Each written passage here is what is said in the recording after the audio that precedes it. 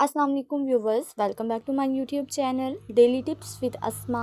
आज के इस वीडियो में हम आपको बताएंगे नुमान नाम का मतलब और इसके बारे में दिलचस्प मालूमात।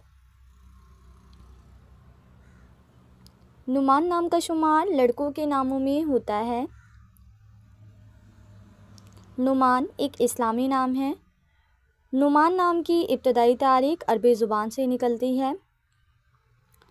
नुमान नाम के लड़कों के लिए खुशकिस्मत नंबर 5 माना जाता है।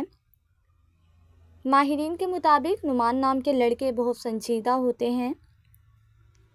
नुमान नाम का मतलब है नसीहत करने वाला। नुमान नाम के लड़कों के लिए खुशकिस्मत दिनों में जुम्मा और हफ्ते का दिन शामिल है।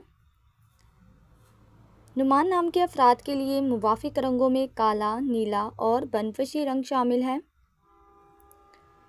नुमान नाम के अफराद के लिए मुवाफिक पत्थरों में नीलम पत्थर शामिल है। खुशकिस्मती वाली धातों में हिंसों के हिसाब से लोहा शामिल है। फ्रेंड्स, अगर आप अपने नाम का मतलब जानना चाहते हैं तो कमेंट बॉक्स में अपना नाम लिखें। इंशाल्लाह हम आपके नाम की वीडियो ज़रूर बनाएंगे। Thanks for watching. अल्लाह हाफिज़।